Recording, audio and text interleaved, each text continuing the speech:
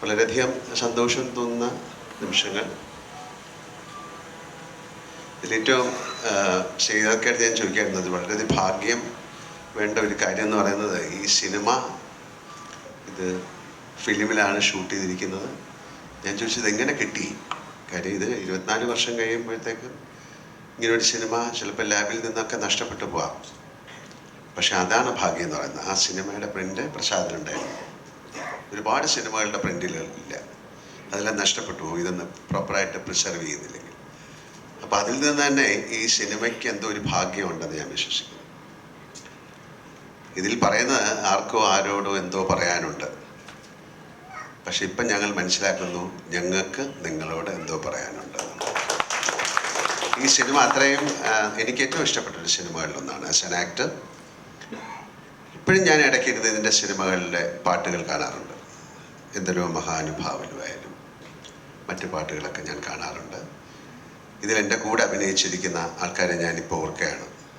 ജയപ്രദ, വിജയലക്ഷ്മി എന്നല്ല, മുരളിച്ചേട്ടൻ, മുരളി, ഒരുപാട് പേര്, അവരെയൊക്കെ ഞാൻ ഓർക്കുന്നു.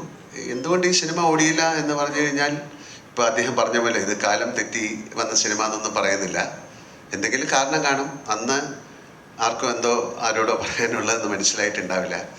തീർച്ചയായിട്ടും ഞാൻ ശിവയോട് ചോദിക്കായിരുന്നു, നമുക്ക് ഒരു സിനിമ ഒരു പക്ഷേ മറ്റ് സിനിമകളുടെ കൂടെ ഇറങ്ങിയത് കൊണ്ടായിരിക്കാം, അല്ലെങ്കിൽ ആ സിനിമയുടെ ഒരു പേസ് ആൾക്കാരിലേക്ക് എത്താൻ സാധിക്കാത്തത് കൊണ്ടായിരിക്കാം.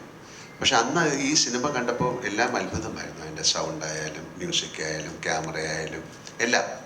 പിന്നെ എന്തുകൊണ്ട് ഓടിയില്ല? എത്രയോ വലിയ സിനിമകൾ, നല്ല സിനിമകൾ ഓടാതിരുന്നിട്ടുണ്ട്. അതെന്തുകൊണ്ടെന്ന് ചിന്തിക്കാൻ പോയാൽ അതിനൊരു കറക്റ്റായിട്ടുള്ള പ്രോപ്പർ ആൻസറില്ല. ഒരുപാട് കാരണങ്ങളുണ്ടാവും. പക്ഷേ സിബി അതിനെ വീണ്ടും റീ എഡിറ്റ് ചെയ്യണമെന്ന് പറഞ്ഞിട്ട് അദ്ദേഹത്തിന് ഇപ്പോൾ ഈ സിനിമ എങ്ങനെ കാണിക്കണം, ഞങ്ങൾക്ക് നിങ്ങളോട് എന്തോ പറയാനുണ്ട്, എന്തോ പറയാനുള്ളത് നിങ്ങളെ കാണിക്കാനായിട്ട് അത് അദ്ദേഹം മനോഹരമായി ചെയ്തിരിക്കുന്നു എന്നാണ് ഞാൻ മനസ്സിലാക്കുന്നത്. എൻ്റെ ജീവിതത്തിലെ, സിനിമാ ജീവിതത്തിലെ ഏറ്റവും നല്ല സിനിമകൾ തന്ന സംവിധായകനാണ് അദ്ദേഹം. എൻ്റെ ആദ്യത്തെ സിനിമകൾ മഞ്ഞിൽ വിരിഞ്ഞ പൂക്കൾ മുതലുള്ള ബന്ധമാണ്. എത്രയോ നല്ല സിനിമകൾ. ഇപ്പം ആൻ്റണി ഇവിടെ പറഞ്ഞത് സിനിമ, 2 സിനിമകൾ എന്ന് പറഞ്ഞാൽ സതയം, ഒരു സിനിമ സതയമാണ്. പിന്നെ ഏത് സിനിമയെക്കുറിച്ച് പറഞ്ഞു? ദശരഥം. അതൊക്കെ ആ സമയത്ത് എന്തുകൊണ്ട് ഓടിയില്ല എന്ന് പറഞ്ഞു കഴിഞ്ഞാൽ അതിൻ്റെ ഒരു കാരണമില്ല. പക്ഷെ അതൊക്കെ പിൽക്കാലത്ത് എന്താണ്, യൂട്യൂബിലായാലും അല്ലെങ്കിൽ ടെലിവിഷനിലായാലും അല്ലെങ്കിൽ ചെറിയതിലൊക്കെ ഇപ്പോഴും ആളുകളുടെ മനസ്സിലേക്ക് എത്തിക്കൊണ്ടിരിക്കുകയാണ്. അപ്പം അങ്ങനെ ഒരു സമയത്ത് ഇങ്ങനൊരു തോട്ട് ഉണ്ടായ ആ ഒരു ചിന്ത ഇത് തോന്നിപ്പിച്ച ആ ദൈവത്തിന് ആദ്യം നന്ദി പറയണം, അല്ലേ? ഇങ്ങനൊരു സിനിമ ഇത് വീണ്ടും നിങ്ങൾക്ക് ഇത് ആളുകളിലേക്ക് എത്തിക്കാൻ സാധിക്കുമെന്ന് ചിന്തിച്ച ആ മനസ്സിന് നന്ദി പറയുന്നു.